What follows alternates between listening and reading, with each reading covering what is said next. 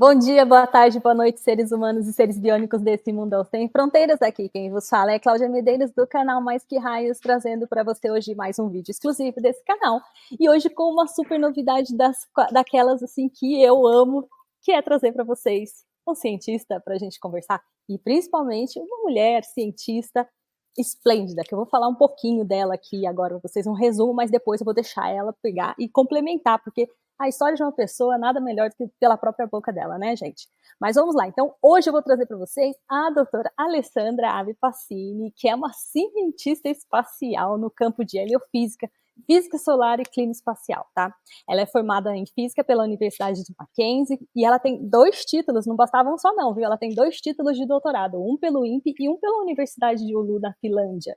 E a doutora Pacini também, ela dedica sua carreira à pesquisa e à educação. Ela já trabalhou em institutos de pesquisa, observatórios americanos de renome, como o APL, a NASA, o Observatório de Arecibo e o NWRA. E atualmente ela é cientista no grupo de clima espacial do CIRES do NOAA, lá no Colorado. Gente, aquele NOAA mesmo que dá as informações sobre vocês de clima espacial. Então hoje a gente vai aproveitar para poder tirar tudo de dúvida com ela, tá? E além disso, e mais importante ainda do que isso, a doutora Pacini é conhecida por sua paixão pela educação. Ela é escritora da coleção de livros Girls in Space, voltada para crianças, e lidera um projeto de educação e divulgação científica também. Ela é uma voz ativa na luta pela igualdade de gênero na ciência, sendo nomeada pelo escritório da ONU para assuntos espaciais. Ela é representante do primeiro grupo que compõe a rede de mentores e apoiadores do projeto Space for Women. Então, junte-se a mim, doutora Alessandra Ave Pacini. Linda! Que bom estar Nossa, aqui falando que com você. currículo! E tem novidade aí, né, nesse Olha currículo que você leu. isso! Por- Então, por isso que você precisa estar aí para contar para gente. Seja Obrigada. bem-vinda.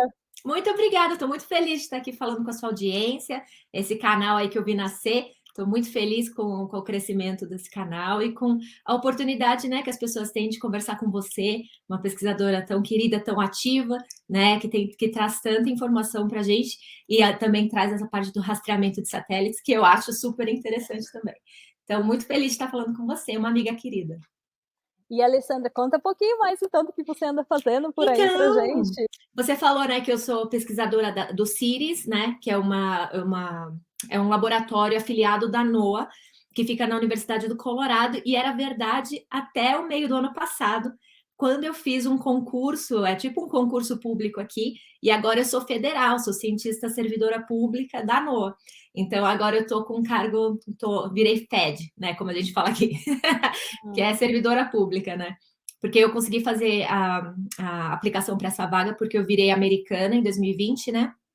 E aí esse cargo é só para pessoal que é naturalizado ou é cidadão, né? Uhum. E aí eu tô bem feliz. Mas continuo no mesmo grupo, mas agora trabalho com todos os instrumentos e trabalho mais no lado do federal. Meu cargo é engraçado, meu cargo é uma palavra que eu não conhecia até entrar na NOAA, que meu cargo, o título se chama Heliophysics Data Steward, que significa tipo gerente do portfólio de dados heliosféricos. Mas eu não sabia o que essa palavra significava até entrar na NOAA, e a NOAA tem essa pegada do serviço, né, da gente fazer essa parte de trabalho com os dados para a comunidade, e tem essa parte de o stewardship significa a gente fazer desde da definição de requerimentos para as medidas que a gente vai fazer com os nossos satélites, os nossos instrumentos, até a parte de validação, calibração, toda a parte de tornar esse dado com qualidade científica, e depois a gente faz esse uso tanto para a operação, que é a parte de previsão do clima espacial, quanto para a parte científica e de uso para as indústrias, né, que utilizam o clima espacial, precisam dessas informações. Então é muito legal trabalhar com essa parte de permitir a ciência, né, de tornar esses dados passíveis de pesquisa. Então, eu fico muito feliz de trabalhar com essa parte de open data, né, fazer essa parte toda de disponibilização dos dados, disseminação desses dados. Então, eu tô na posição que eu acho super importante de estar, assim, tô bem feliz. Você está me fazendo lembrar que eu trouxe a doutora Maria Virgínia, que você trabalhou com ela também, sabe quem é, né? E como a carreira de uma mulher, por exemplo, na ciência, ela vai evoluindo, né? Então, no caso da Maria Virgínia, teve uma direção, a sua também, que às vezes é sair daquele campo de você ficar lá fazendo aquela pesquisa e você passar a contribuir para que o processo de pesquisa continue acontecendo e que Sim. gere resultado para as pessoas. Como você se sente nisso?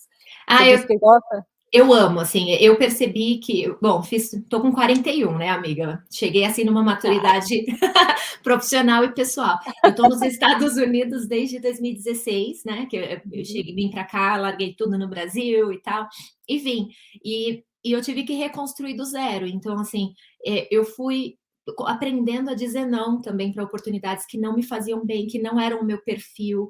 Então, eu acho que tem uma diferença muito grande na formação de um cientista de países como o Brasil, até países europeus que não são tão agressivos na questão de competição, de você ter que se manter com seu próprio projeto, né? O jogo da ciência é diferente em diferentes países. E quando eu venho para os Estados Unidos, você tem que ser o dono do seu projeto e pagar seu próprio salário. Então, meio que cada pesquisador é uma empresa, né? A gente trabalha para a gente. O que te dá muita liberdade, por um lado. Por outro lado, você tem que ter esse perfil agressivo de você ter que competir, você tem que falar com as pessoas. É uma coisa assim que eu sinto que eu não fui treinado para fazer e até pouco contra os meus princípios, porque no Brasil a gente submete o projeto, é anônimo, né? As pessoas nem sabem quem está te avaliando. E então era uma coisa muito mais assim, é o projeto por ele mesmo, e aí isso vai te pagar viagens, vai te pagar equipamentos, mas aqui te paga salário, então é uma coisa muito muito diferente o passo deles aqui. Então, eu não me adaptei a esse perfil, e aí eu percebi que me fazia mal tentar me encaixar nesse perfil, porque eu ia realmente contra coisas que eu me sentia assim, inútil escrevendo projetos que eu achava que ia pagar 2 meses do meu salário e era muito tempo investido. Eu tenho filhos, como você sabe, tenho 2 filhos, estava começando o meu casamento, então assim, eu tinha uma coisa a minha disponibilidade de tempo começou a pesar também para não conseguir me estabelecer nesse perfil. E também vi que não era o que eu queria. E aí eu comecei a entender com quem eu queria trabalhar. E aí uma coisa que eu aprendi aqui é que existem várias possibilidades de trabalho dentro da heliosfera, dentro da ciência espacial, que a gente não entendia que existia. Então, por exemplo, na ciência espacial que a gente trabalha, na parte do clima espacial, existe, por exemplo, carreiras de pessoal que faz previsão, são técnicos de previsão de clima espacial. Essas pessoas vêm da meteorologia, eles aprendem a operação. E essas eram carreiras que eu, enquanto estudante, ou como começo de carreira, jovem pesquisadora, não sabia que existia, por exemplo. Então, assim, existem outras coisas, por exemplo, análise de dados, analista de dados, ou tem várias possibilidades de carreiras diferentes dessa de ser o pesquisador principal de uma missão que você ganhou, entendeu? E eu, ao longo do tempo, entendi que eu queria fazer parte de um time. Eu vi que, assim, eu queria fazer parte de uma coisa que já estabelecida, de uma organização já estabelecida, que falasse as mesmas, que se importasse com as mesmas coisas que eu. E eu sempre tive, desde, assim, quando eu fui do mestrado, da iniciação científica para o mestrado, eu já vi que eu queria uma aplicação para a física solar, porque eu comecei lá no Sol, né? Mas eu sentia assim, para que eu tô estudando lá aceleração de elétrons na região ativa? E eu vi que eu queria uma coisa de impacto, e por isso eu migrei para o que se chamava de Sol-Terra na época, né? Que era essa relação do Sol, da atividade solar com o planeta, e eu vi que eu queria essa pegada de olhar para o planeta. E a NOAA é essa agência americana que cuida do planeta, ela é uma agência que é chamada Agência Nacional de Administração Nacional de Oceanos e Atmosfera. Então, o foco principal da NOAA é fazer previsão do tempo, é cuidar dos oceanos, entender até os animais que estão ali, né? A parte de pesca, né? Industrial. Então, ela meio que regula e monitora e cuida, faz a parte de monitoramento climático, aquelas imagens de satélite que a gente vê dos furacões, geralmente vem dos nossos satélites, né? Eu tô aqui cheia de pet, por exemplo, vem do GOES, né? Que é essa lindo, missão. lindo. É linda. E essas são missões que eu estou trabalhando, né? Mas essas missões que têm o objetivo principal de olhar para o planeta, elas também têm instrumentos medindo o clima espacial, porque também é um objetivo da NOAA cuidar do nosso planeta em termos de interação com a nossa estrela. A gente precisa se proteger, as nossas tecnologias, né? Então, tudo que acontece no Sol interfere com isso. Então, a gente na NOAA é uma agência que faz essa parte operacional mesmo dessas ciências, né? Então, eu Nossa, acho muito legal. eu sou apaixonada pelo seu trabalho e também sou apaixonada pelo NOAA, né, principalmente por essa abrangência que ele tem. Quando você vê NOAA, você pode pensar em qualquer coisa relacionado a você cuidar do planeta mesmo. É isso mesmo que você falou, você descreveu tudo. Mas no seu caso, você está atuando nessa parte que vai para tudo ou mais específico para o clima espacial? Eu só estou no grupo de clima espacial. A NOAA, tem um braço da NOAA, que é o braço de dados e informação, que se chama NCEI, que Uhum. era o antigo NGDC, que eram os arquivos, é a parte da NOAA, na verdade, que começou. A NOAA começou como agência nos anos 70, mas ela veio da junção de vários data centers dos Estados Unidos e pegando dados mundiais. Então, se você é como eu lá, pessoal aí que está assistindo, que começou lá no comecinho dos anos 2000, vocês devem lembrar de um centro que se chamava NGDC, NGDC, sim. né? Uhum. Que eram os arquivos de dados, era onde a gente pegava todos os dados de satélite, né? Ou de instrumentos de solo, tipo ionossonda, tudo que estudava o espaço, a gente pegava os dados de lá. E esse centro, ele se tornou NCEI, né? Como a gente Uhum. chama, que é esse Centro Nacional de Informações Ambientais. E o ambiente inclui o ambiente espacial. Quando a gente está na NOAA, a gente faz essa parte. A gente diz que a gente cuida desde do fundo do oceano até a superfície do Sol. Então, tudo que é ambiente nesse intervalo é parte do data center da NOAA. E eu estou nesse braço da NOAA. Então, a gente trabalha com todos os arquivos e a construção de novos dados e os novos centros de ciência agora modernos, né, que falem com a linguagem computador-computador, que utilize big data, né, que seja lido por inteligência artificial. Então, a gente está fazendo essa migração de uma coisa arcaica e antiga, né? A gente tem desde registros históricos que eram analógicos, que foram convertidos para digital, da década de 40, até coisas muito modernas que a gente está lançando agora e está criando esses centros de dados que sejam intercomunicáveis com outros dados, que a gente consiga fazer o que a gente chama de constituição fair, né, dos dados. Então, uma distribuição que seja achável, o dado seja encontrável, né, acessível, que ele seja operacional. Então, tudo isso a gente tem cuidado e eu sou a pessoa na função de fazer isso acontecer lá dentro. Então, eu tenho trabalhado essa semana, me juntei aí a gente tem um grupo interagências aqui nos Estados Unidos para garantir essa questão do open dado, né, dos dados abertos, essa interoperacionalidade entre os dados de diferentes agências. Então, é a gente da NOAA, NASA e NSF. Então, tá muito legal. Uhum, eu imagino mesmo. E você está falando aí do NGDC, eu lembro, eu comecei até pro o GOES, quando você mostrou ali, o GOES também, desde a época eu pensava Relâmpagos, que foi uma das primeiras missões quando ele começa a fazer o mapeamento de descargas elétricas do solo. E aí depois também, aí já na parte de geofísica e clima espacial, ó o barulhinho, ó. Ah, rastreando. Na verdade é alguém falando bom dia, tá? Mas é um chat interno que eu não consigo desligar. Também nem deu, mas tudo bem. Mas então, voltando então.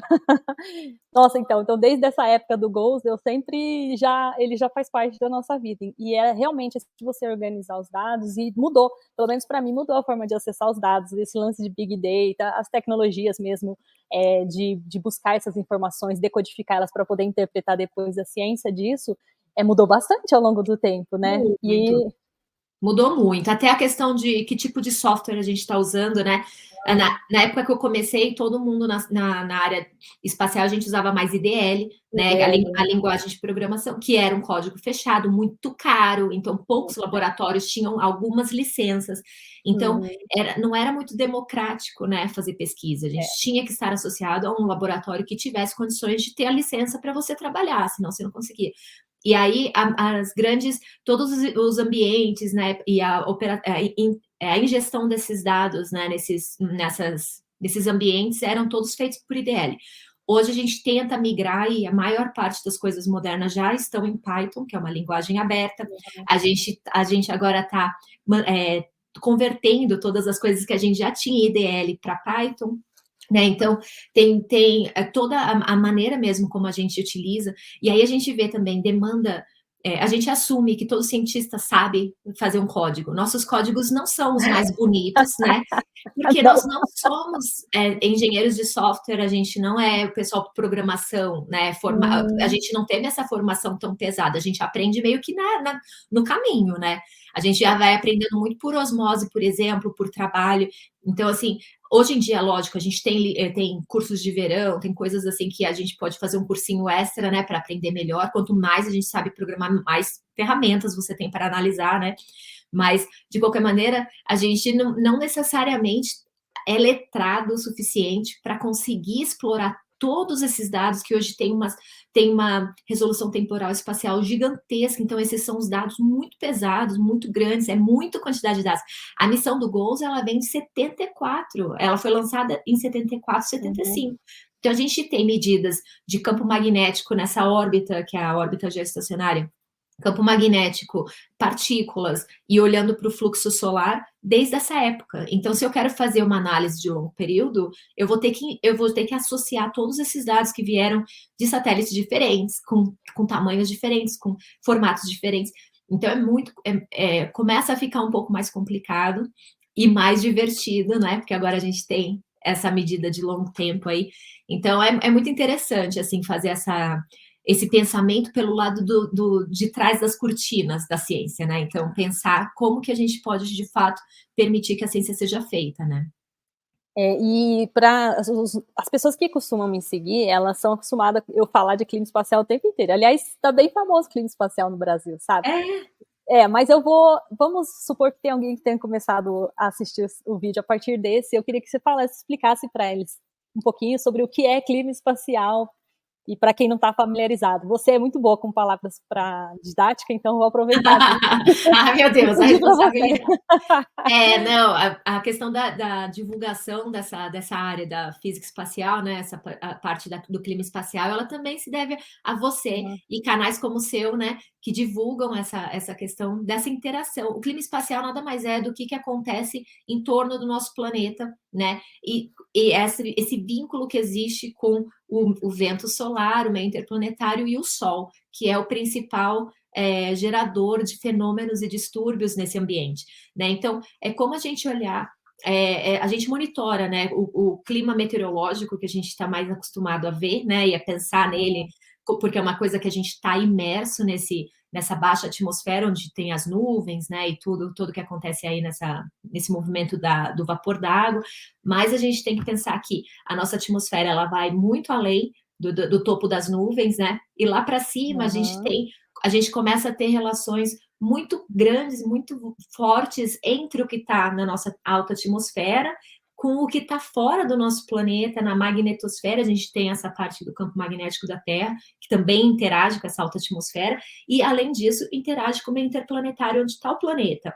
E esse meio interplanetário, ele nada mais é do que a expansão da coroa da nossa estrela. Então, a gente mora dentro do vento solar, né?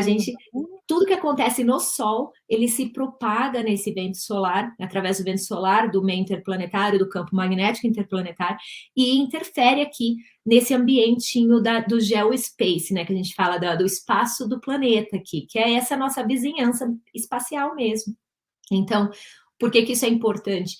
Porque tudo que acontece nesse ambiente, todos esses movimentos, essa dinâmica que tem partículas energéticas, que tem campos magnéticos variáveis, todo esse plasma que entra e sai dessa cavidade da nossa magnetosfera, tudo isso promove alterações nessa alta atmosfera do nosso planeta, tudo isso interfere em sinais de satélite que vem de fora para dentro do nosso planeta, que vem acima da nossa ionosfera para baixo, interfere, induz correntes, que podem induzir correntes no solo ou nas linhas de transmissões de energia elétrica, então até interfere em movimentos de trens, sabia? Que pode induzir correntes nos trilhos e depois enviar sinais e falar, pode passar um trem aqui, mas não pode. Então, existem, dependendo da latitude que você está no planeta, você sente mais esses fenômenos, os efeitos deles, né? Pode dar blackout, pode dar auroras boreais. Então, todas essas interferências da estrela com o nosso planeta é o que interessa a galera do clima espacial, né?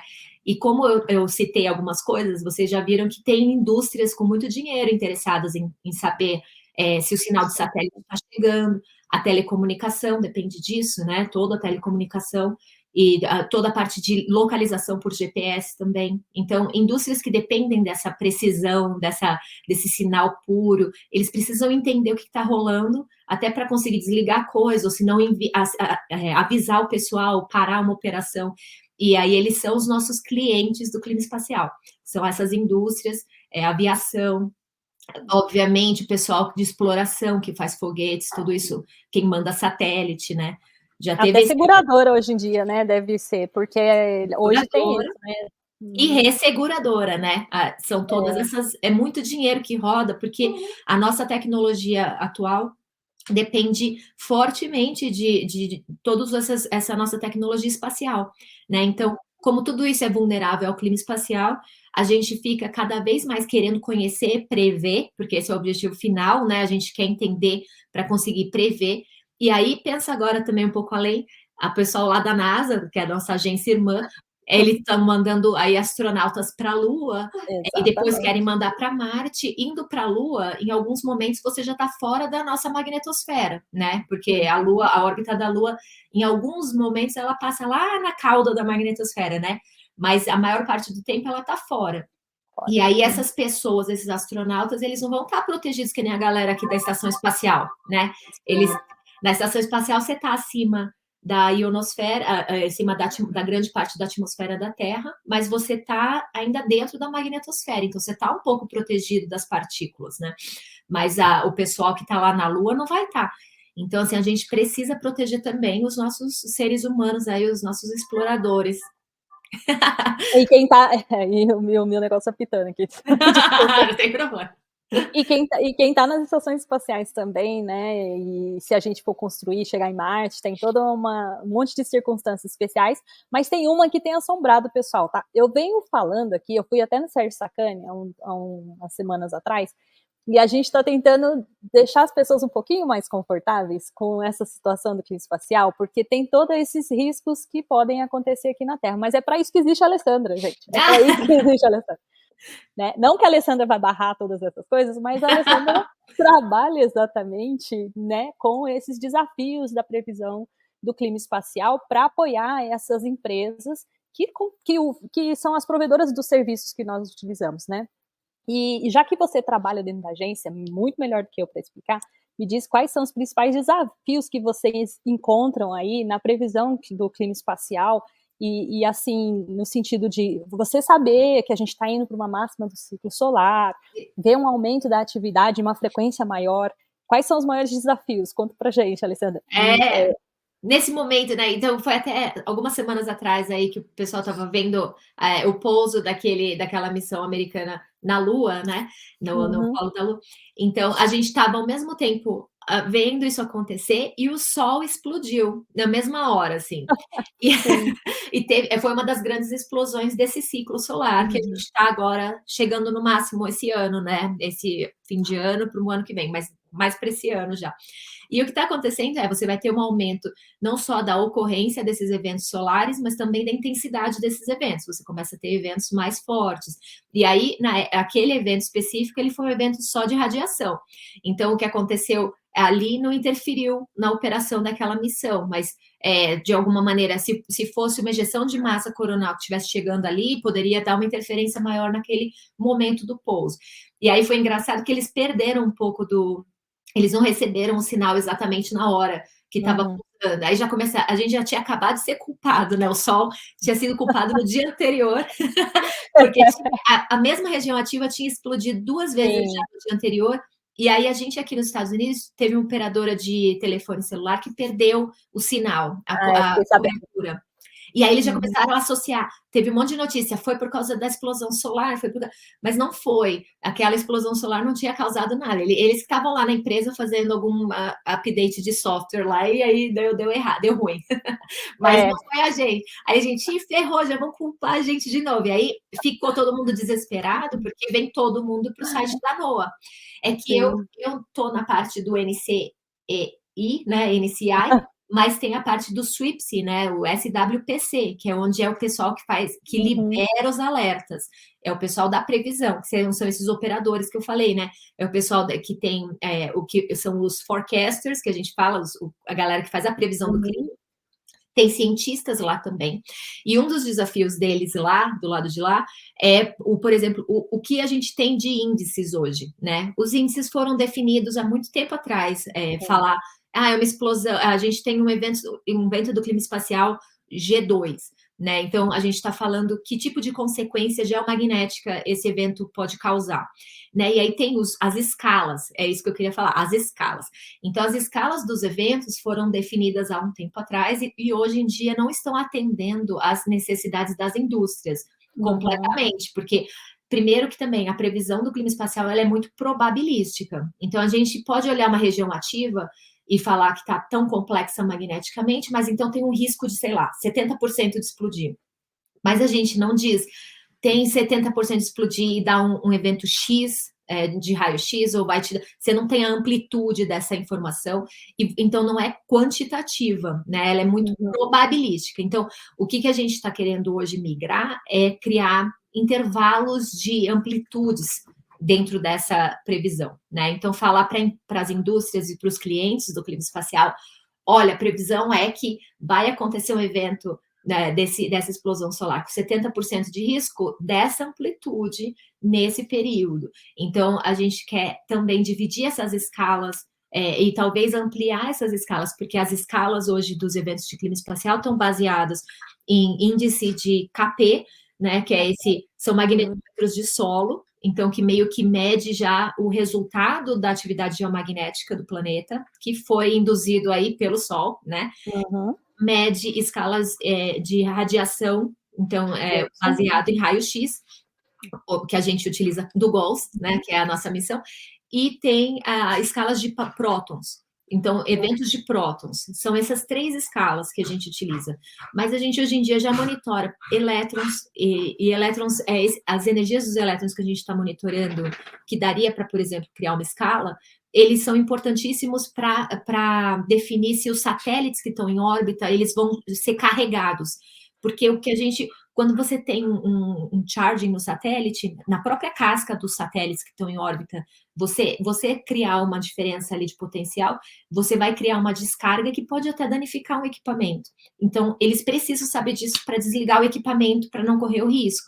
Ou eles precisam saber disso para criar novos materiais, para não ser tão carregado. Então, tudo isso, a gente tem algumas outras medidas que hoje em dia a gente faz e que talvez gerem novas escalas dos eventos para outras indústrias que a gente precisa. A gente está lançando uma outra missão, cadê essa daqui? Essa é a SWIFO, é uma missão que vai para o Lagrangiano 1, que é entre o Sol e a Terra. Ela substituirá o Discover, que está lá, né, medindo o campo magnético e as partículas do vento solar. Tem o ACE da NASA, que está lá também, missão estendida, já está além da vida. E tem o INDE, né?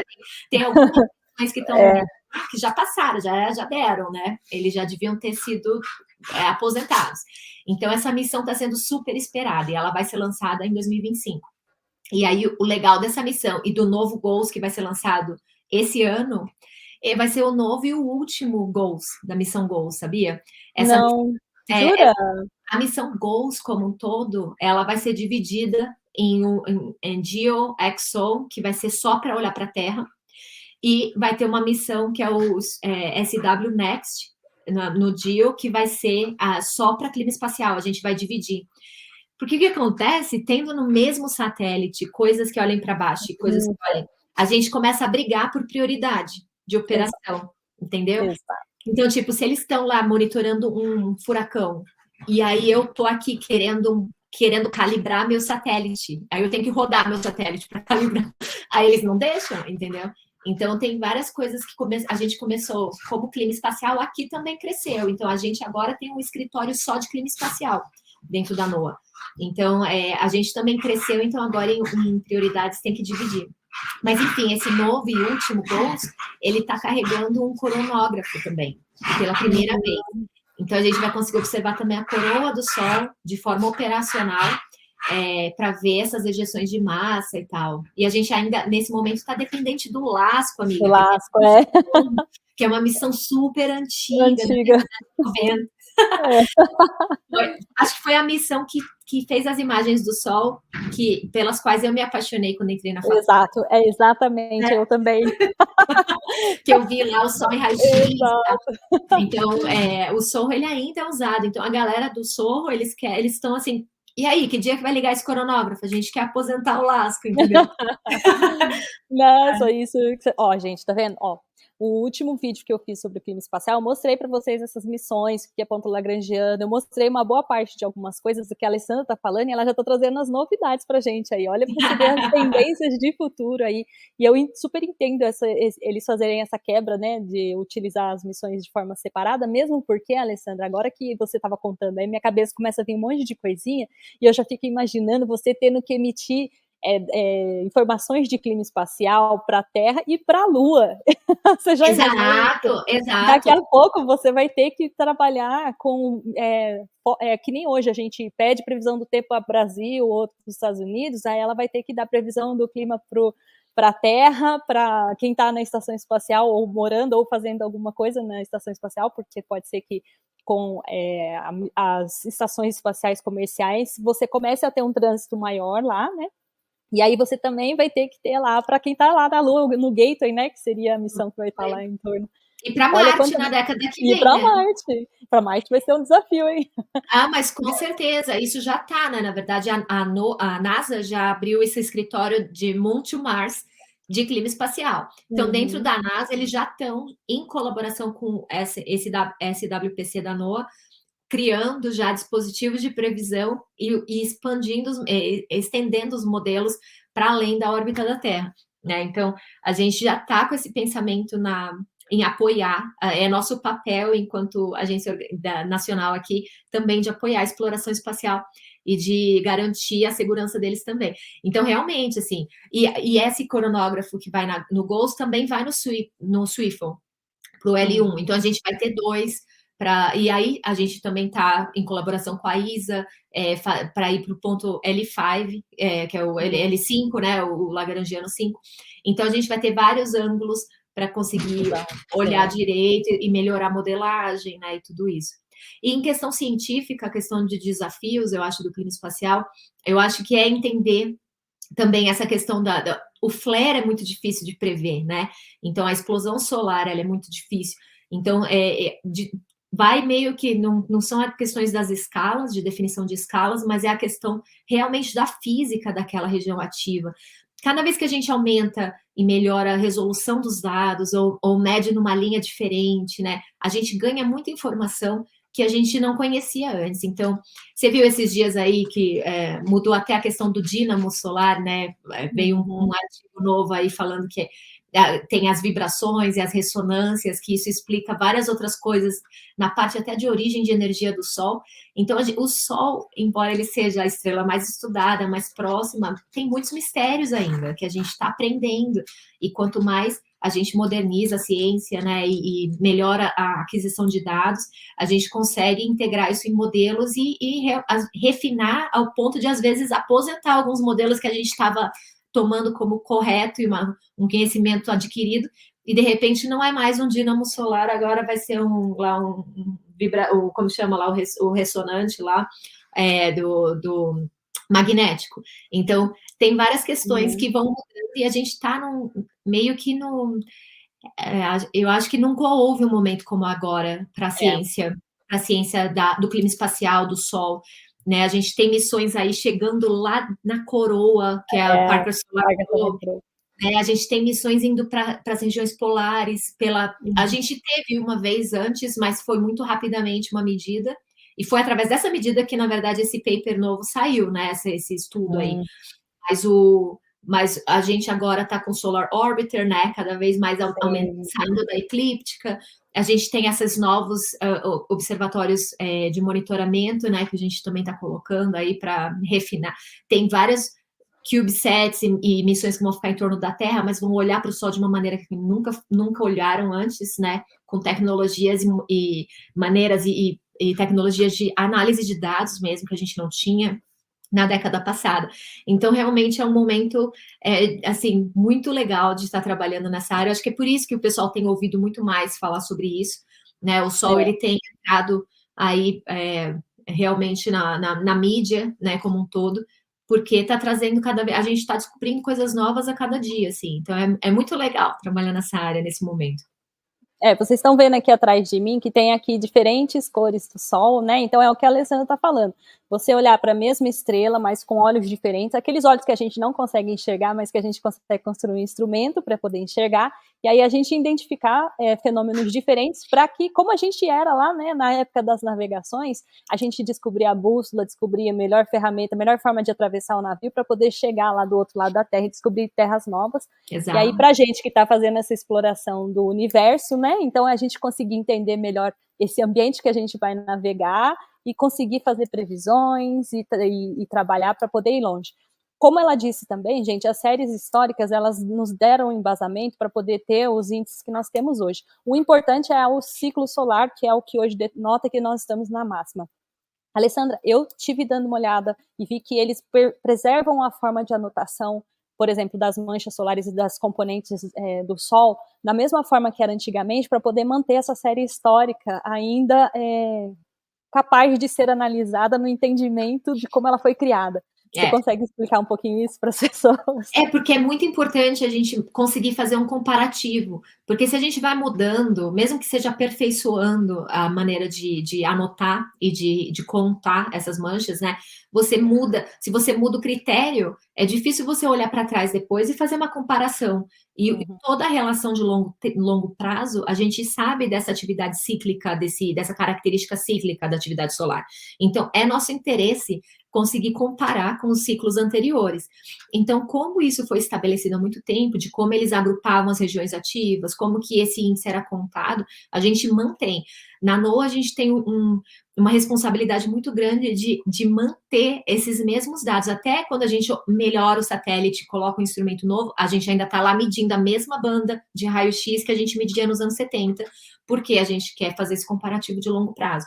Então, a gente vai adicionando coisa, mas a gente continua conseguindo comparar. Então, é muito importante essa parte histórica, né, o legacy, a partir dos dados antigos, a maneira como se foi estipulada, e a gente manter isso garantido, né, garantir mesmo a continuidade dessa medida, né?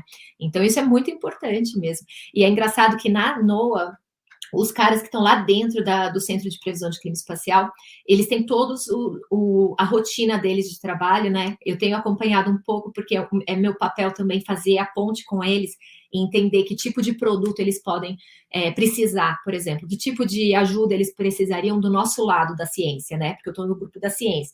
Mas então eu fui lá e eu fiz, fiquei lá de sombra de alguns deles, né? Seguindo eles alguns dias. E aí eles foram me mostrando como, por exemplo, como que eles vão atualizando as listas de explosões, como que eles fazem aqueles relatórios que são emitidos a cada hora, ou a cada 3 horas, como que eles fazem isso. Então, eles foram me mostrando quais, porque eles têm lá, que nem aí no INPE, né, aqueles montes de várias telas, com vários dados, olhando, eles têm também dados que eles recebem da Força Aérea Americana, que eles têm observatórios solares de solo, e a gente faz... Tem gente da Força Aérea que trabalha com a gente lá dentro do escritório também. Então, é uma coisa de várias agências e vários departamentos. A gente está em departamento de comércio, a NOAA, mas tem o departamento de defesa, né? Tem o departamento de vários departamentos que vêm também. E aí, por exemplo, uma coisa que eu achei muito interessante e que você pode entrar lá no site da NOAA e tem as séries, tem os desenhos que o pessoal faz do disco do Sol, eles anotam à mão Amor. Eles olham, obviamente, os dados mais modernos e tal, e eles consideram, existem maneiras de classificar as estruturas do disco solar, tipo, aqui é um filamento, aqui é uma região ativa, aqui é um buraco coronal. Então, eles olham o disco solar em várias frequências, né, em raio-x, em ultravioleta, como você está mostrando aí atrás de você. Eles olham na luz visível, na luz branca, para ver as regiões ativas. Então, eles olham essa multitude de dados, mas eles anotam à mão, porque também tem muito essa questão da operação do crime espacial, é muito humana, tem que ter é humano, é um entendimento, a experiência daquele operador, daquela operadora que está lá dentro, né, de conseguir olhar também e ver, às vezes, a torção da linha, como que a linha neutra da região ativa está torcendo, e isso pela experiência também.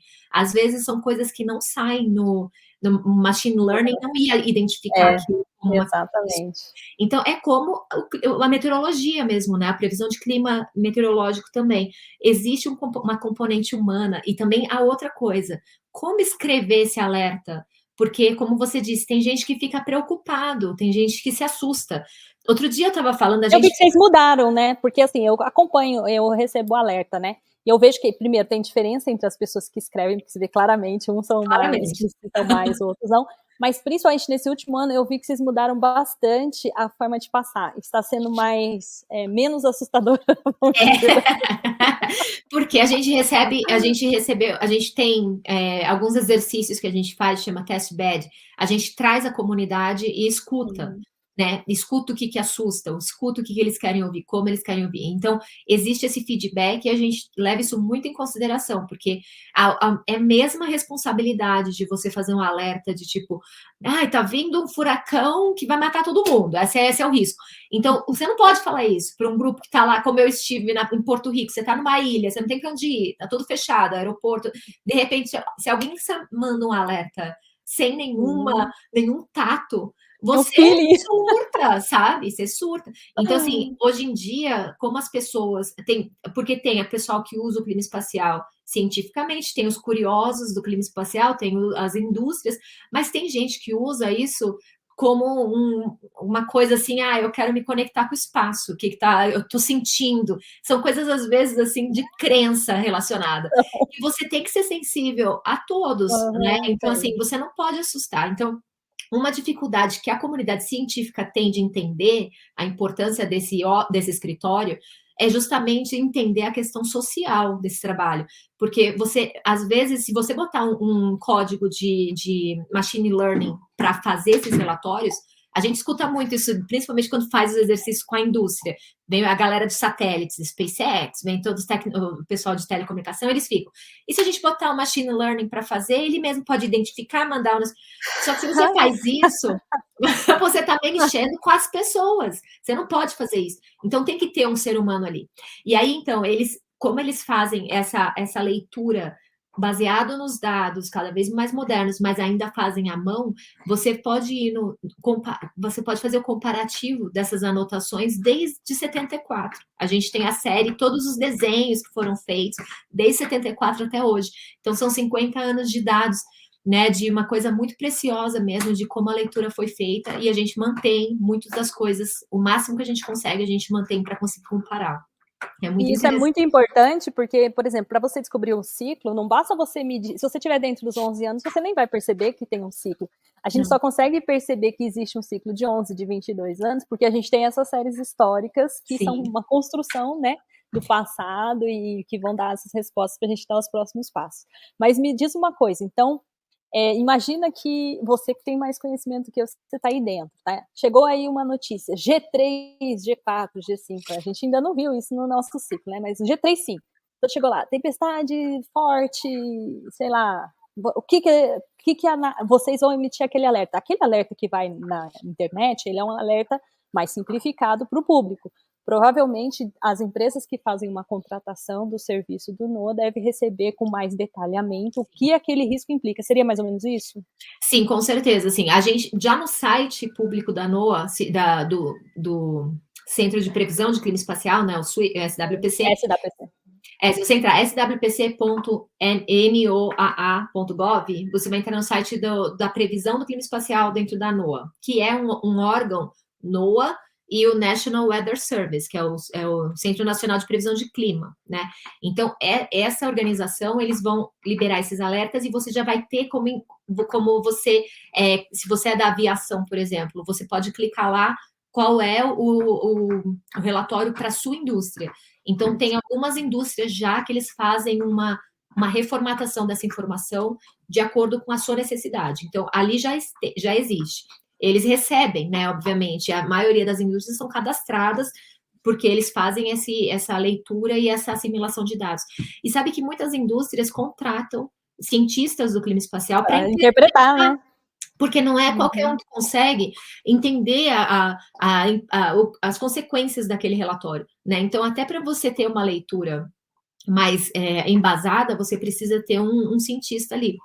Então, a maior parte dessas indústrias já tem um escritório dentro delas, de um escritório de clima espacial que está conectado com a gente, porque nós somos o organismo oficial de liberação desses alertas, né?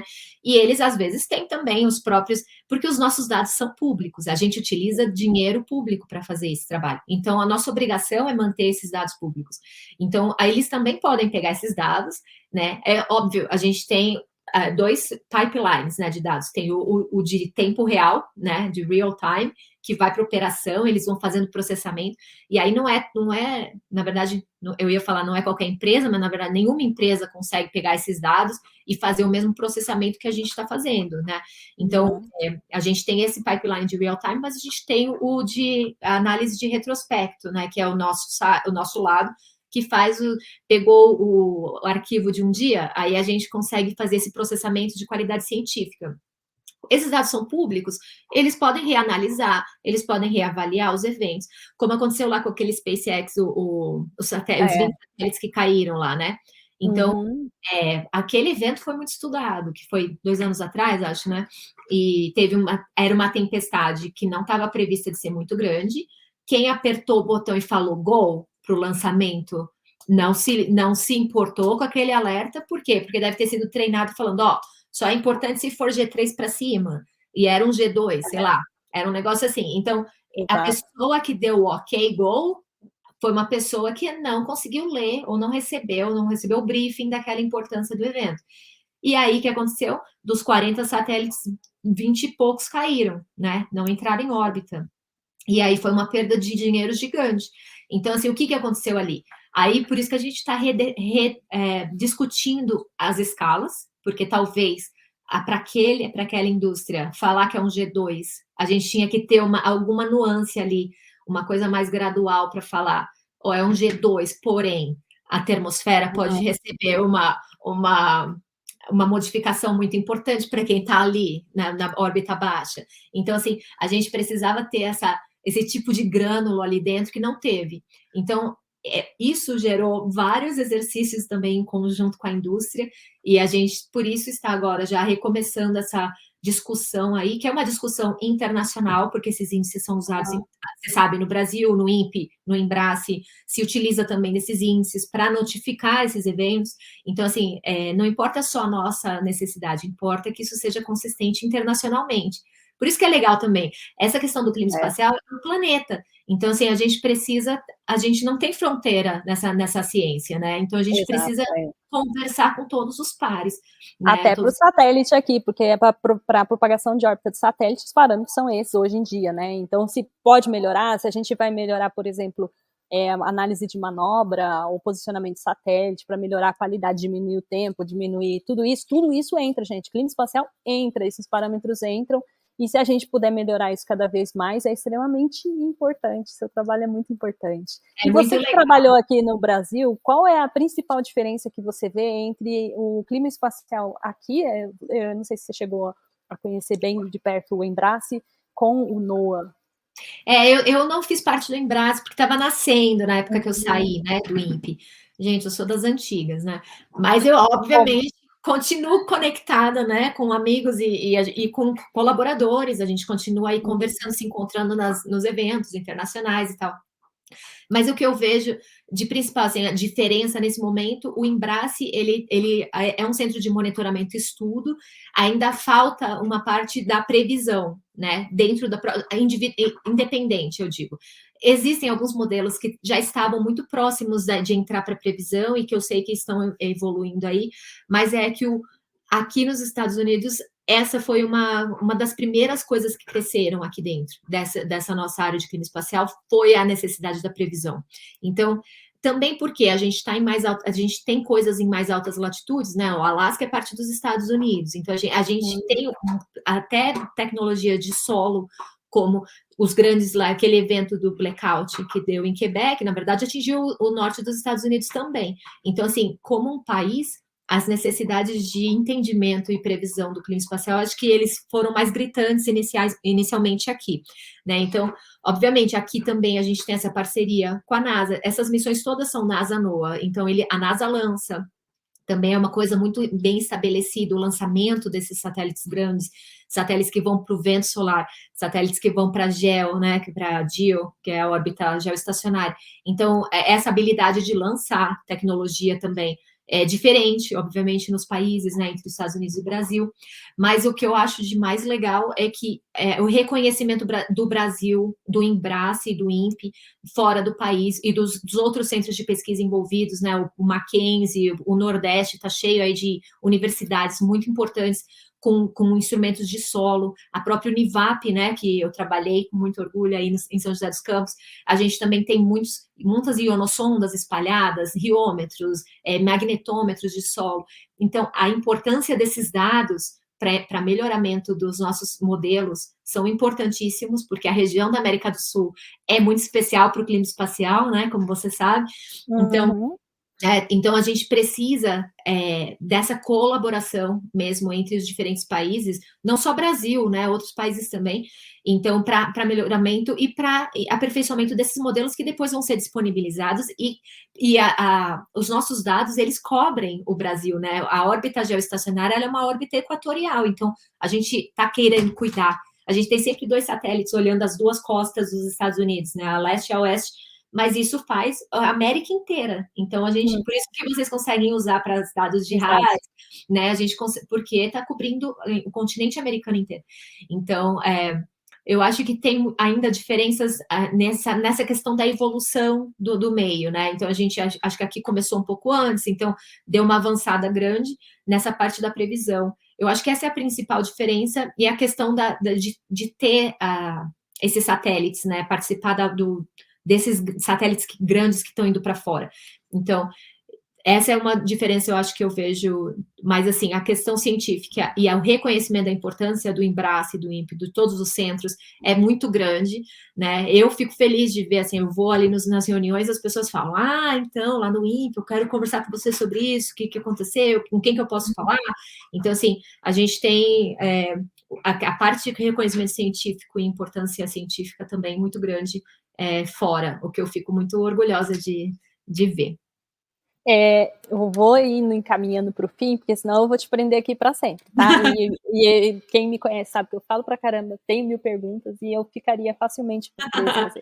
Me diz uma coisa, existe alguma a análise feita pós-tempestade, por exemplo, dos impactos que está dentro do guarda-chuva do NOAA, ou isso é um órgão à parte que faz isso? Só para a gente ter um entendimento, assim. Teve tempestades e teve impacto, esse impacto... Tem sim, porque tem, então, esse centro que é a parte da previsão do clima espacial, o foco maior deles é fazer os modelos e fazer as pipelines rodarem e colocar os alertas. Porém, eles têm cientistas lá no lado deles, eu estou falando do lado deles, que é ali no outro bloco do prédio que eu trabalho. Mas lá tem cientistas, inclusive cientistas que vieram do INPE também, a Maria Angel está lá, e trabalhando com essa parte de utilizar o que foi medido e o alerta que foi soltado, né, que foi liberado, para fazer uma verificação dessa previsão. Então, eles fazem isso do lado de lá. Então, tem muito estudo de pós-tempestade, por exemplo, esse dos que caíram os 20 satélites lá, fizeram artigos muito importantes que saíram do SWIFT, né, desse lado aí. Do nosso lado, que é o lado que a gente está trabalhando na verificação, na calibração, no requerimento dos novos dados, na liberação, a gente é um centro de pesquisa, assim, é um centro de ciência mesmo. O foco nosso não é fazer previsão, a gente não faz, a gente nem quer trabalhar com os dados de tempo real.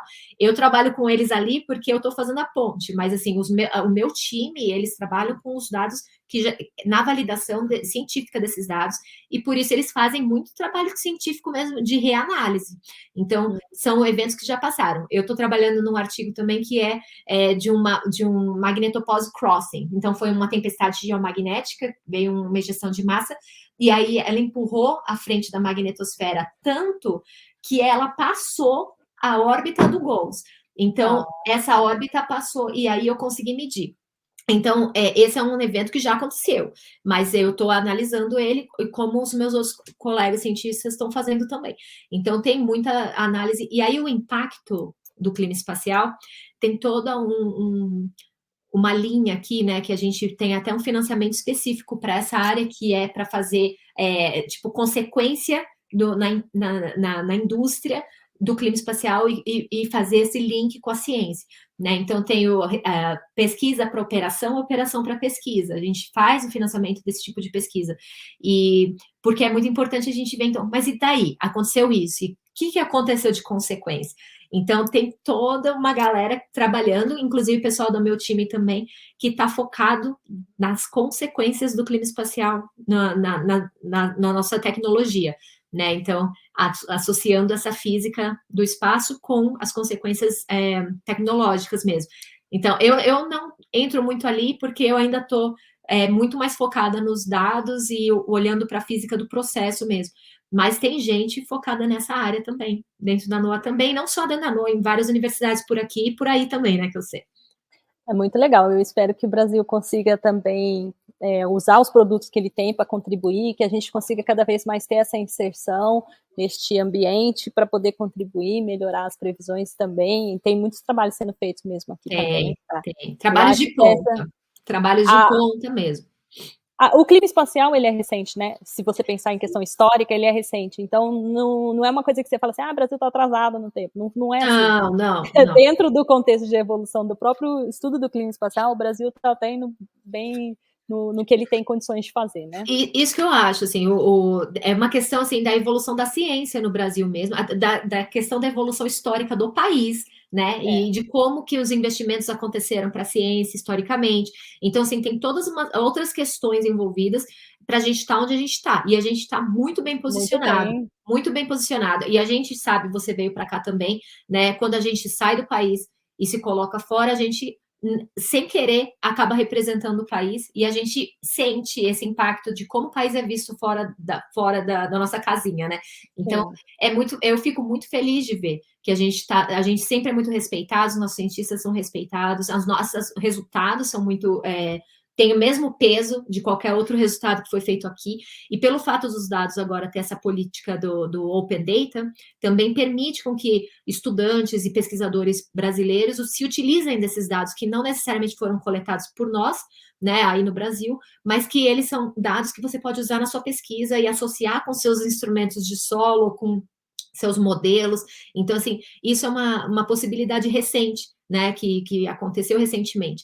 Então, a gente precisa, e essa questão também de utilizar softwares abertos, né, isso também democratizou muito a pesquisa, e isso só vai fazer com que a gente cresça cada vez mais. E eu fico feliz que o clima espacial esteja sendo melhor divulgado aí no país, porque aí a gente, quando também traz mais gente para a área, a gente tem outras cabeças pensando, e a gente sempre pensa melhor em conjunto, né? Então, eu só vejo crescer, fico muito feliz.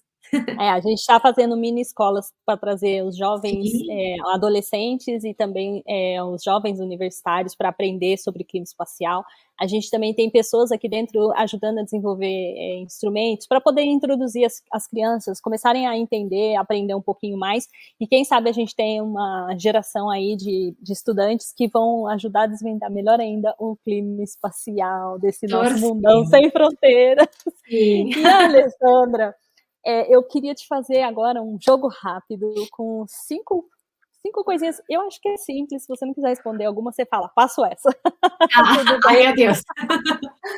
E aí Tá depois a bom. gente vai encerrar para poder te deixar livre, porque, né, ninguém merece a gente. Ah, imagina, Bom, é um vamos lá. prazer falar com você. Pode falar, tô pronta. Então vamos lá. Alessandra, um medo. Medo? Ai, medo de perder as pessoas que eu amo, assim, em algum momento, perder na feira, perder na vida, ou perder de comunicação, de se perder, sabe? Eu acho que esse é um medo que eu tenho maior. E uma aventura?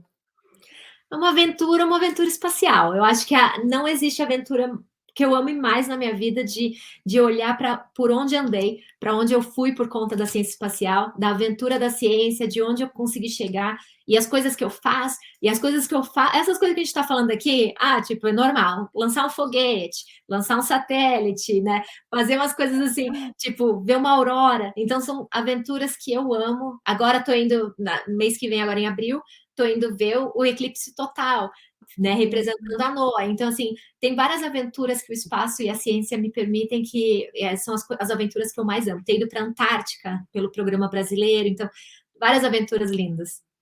São E essas. você tem um livro para recomendar pra gente? Ai, gente, eu tenho os meus para que se você Isso, tem inclusive, crianças. tô sabendo que tá vindo livro novo pela frente. Ó, vou mostrar o login aqui. É Girls in Space, né? A gente tem 3 livros publicados, né? E são livros que o objetivo é como o seu e essas escolas, né? De trazer mais uma nova geração aí de cientistas e de apaixonados pelo espaço.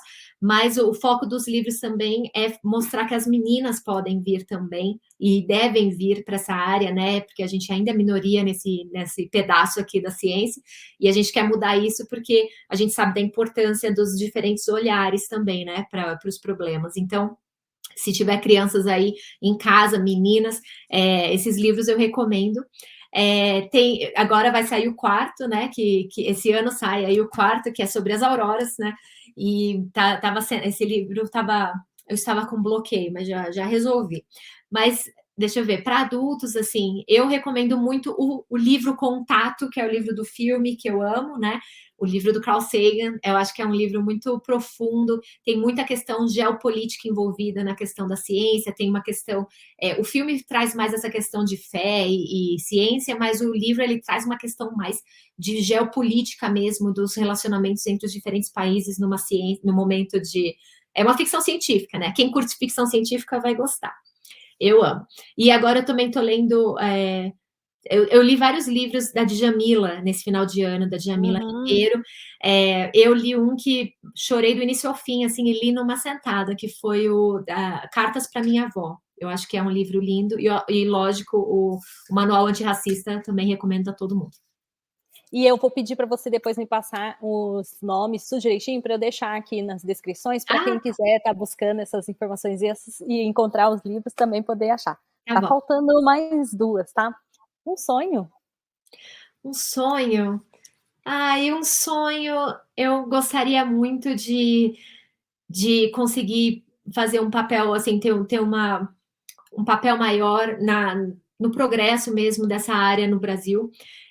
Eu fico muito feliz de ainda estar ligada ao país, né, depois de tanto tempo ter saído, mas o meu sonho é que, de fato, a gente consiga fazer essa ponte muito, muito mais forte, né, que a gente consiga mandar recursos daqui para aí, trazer pessoas de lá para cá, e a gente consiga fazer essa ponte mais sólida mesmo para a área do clima espacial. É um sonho que eu tenho para curto prazo, viu? Então.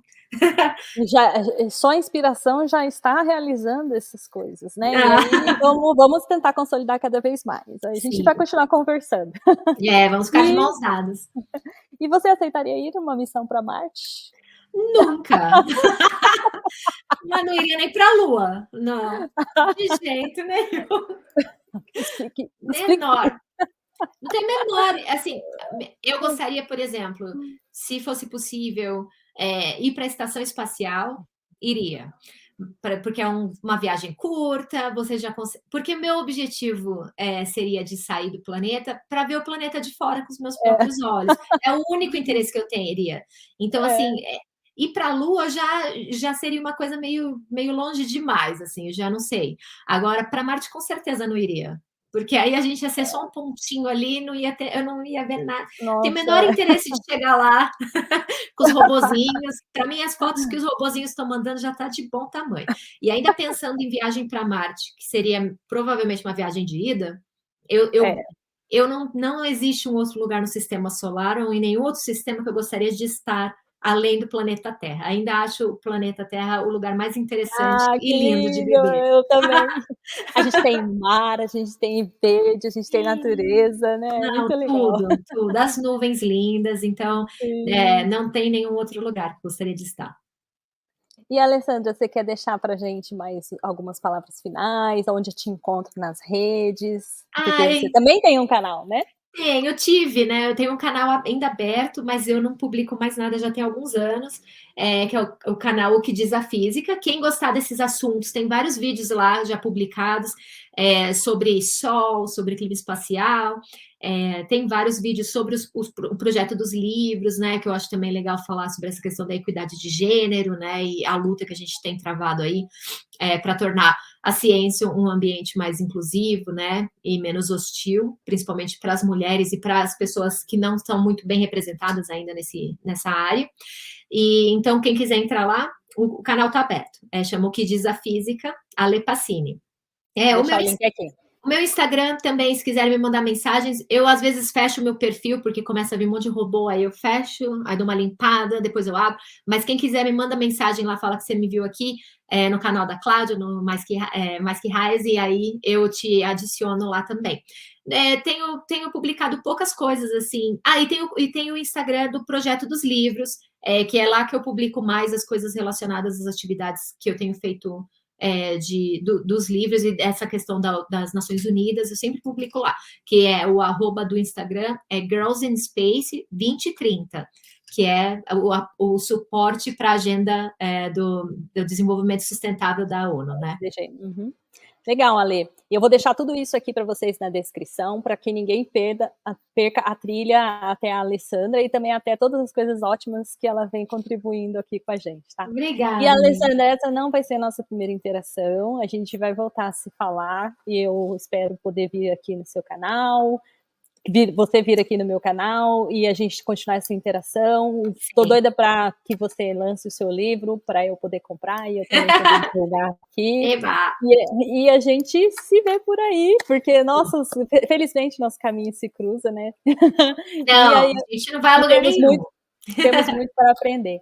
E eu Sim. gostaria de lembrar as pessoas para que elas não se esqueçam de deixar o like, porque olha quanta coisa legal que a gente está trazendo aqui, a importância de tudo isso para o nosso mundão, né? Que a gente quer que as pessoas tenham mais conhecimento, mais discernimento na hora de entender uma informação e também projetar e buscar os seus próprios sonhos, as meninas, os meninos, os jovens que têm aspirações com relação a essa área espacial, poder também buscar esse caminho. E se você gostou do conteúdo, considerar também se inscrever para o canal para poder cada vez mais receber informações, porque a gente está aqui cheio de vontade de trazer muito conteúdo. Ale, eu vou trazer também o pessoal aqui do Clima Espacial do Brasil para falar cada um pouquinho do próprio projeto, e aí você vai ver, a Maravilha. gente vai criando essas conexões, e é isso Isso aí. mesmo, galera. Deixa o like e se inscreve aí, porque vocês vão receber as notificações para os próximos vídeos. É importante. E isso apoia também a divulgação científica, né? A gente precisa valorizar os cientistas que estão aí batalhando também para divulgar, às vezes contra fake news, né? Contra coisas doidas. Então a gente precisa dar uma limpada aí nos conteúdos e aí a gente precisa valorizar os conteúdos de qualidade como o da Cláudia. Então deixem o like e se inscrevam. E obrigado pela audiência. Obrigada, Alessandra, e agora eu convido Obrigada. você para a gente dar um tchau para a equipe aqui. Então, um abraço para todos vocês e tchau! Tchau.